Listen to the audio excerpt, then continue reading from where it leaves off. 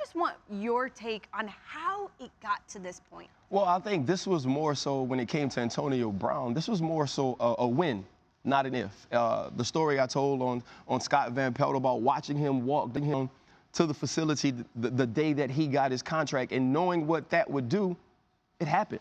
Right? A lot of times when people get money, when you get success, you only become more of what you already are.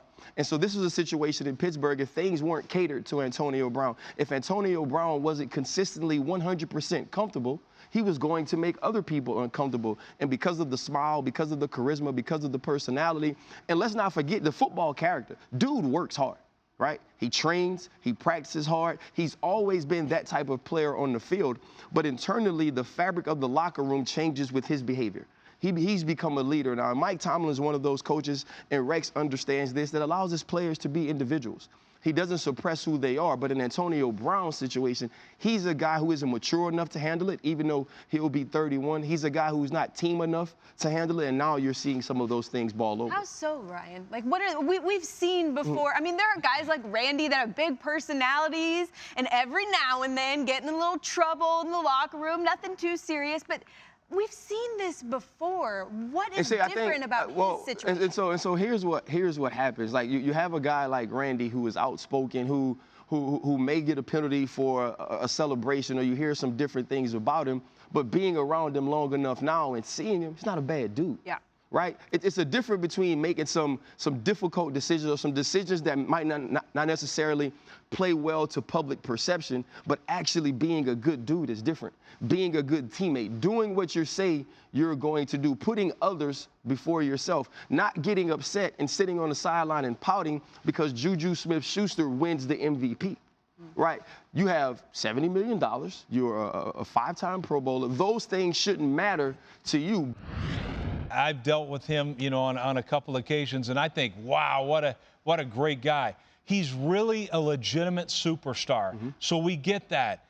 But here's the thing. When they're not in the playoffs. Well, here's something. When your best players are your best teammates, that's what you want. And look, I had it with Ray Lewis, you know, Bart Scotts and Ed Reeds and all these guys. I had it with. But they've got to come to it. Sometimes it's almost like guys are different, and that's great. You don't have to like every single person in your locker room. We all know we don't, okay? But you have to respect everybody in that locker room.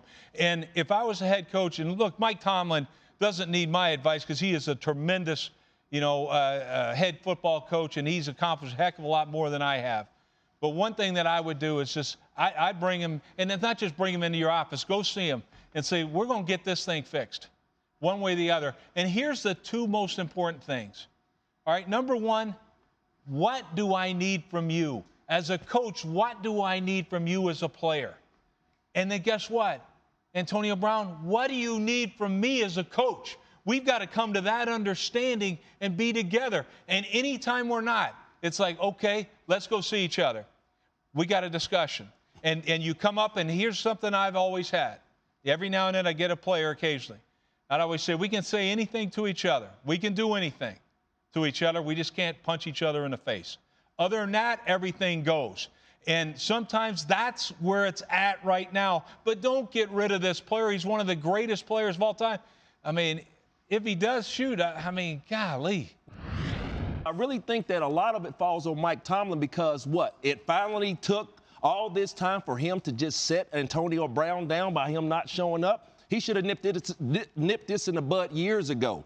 Ryan Clark, you talked about prima donnas. Yeah, people labeled me as a prima donna, but I told all of my coaches, you treat me like every other player on this football team. So I understand where you have the stars in the National Football League, you have the prima donnas, but Antonio Brown did make a mistake. He made a mistake by not being available for his team in that situation. But do we know what has happened and boiled all the way up to this point for the two faces of the franchise to be boiling, to be clashing? Well, to me, that clash means nothing. Why not? Right? The reason it doesn't mean anything is I'm not absolving Ben of whatever made this situation an issue.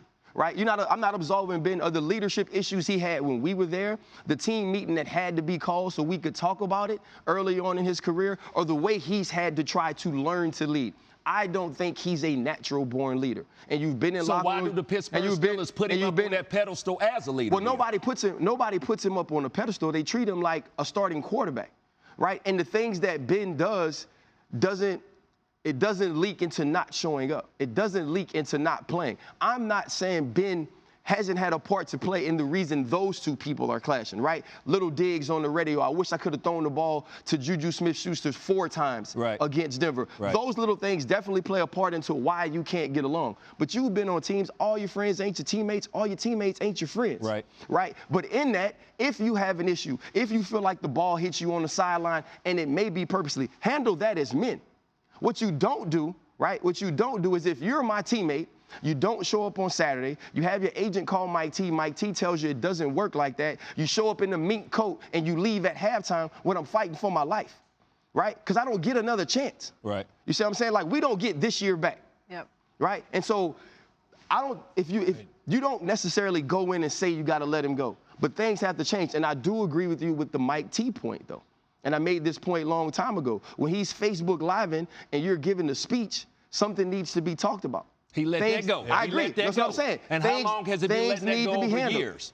100%. All right. So I agree with you from the Mike T standpoint. Listen, Mike T's my guy. Right. I like Mike Tomlin. Yeah, like, he's not just somebody that coached me. He's my friend. Gotcha. Right? And I say for sure there were things he could have done differently in dealing with Antonio that keeps it from getting here because he is going to be a Hall of Famer. Right? He is one of the best wide receivers we've seen in this league. And so when you have a guy like that, you do what you have to do to keep him part of the team because he is so talented. He's so famous that when he does something like this, it doesn't just hurt 84. He's going to play somewhere next year. It hurts those other guys who may not.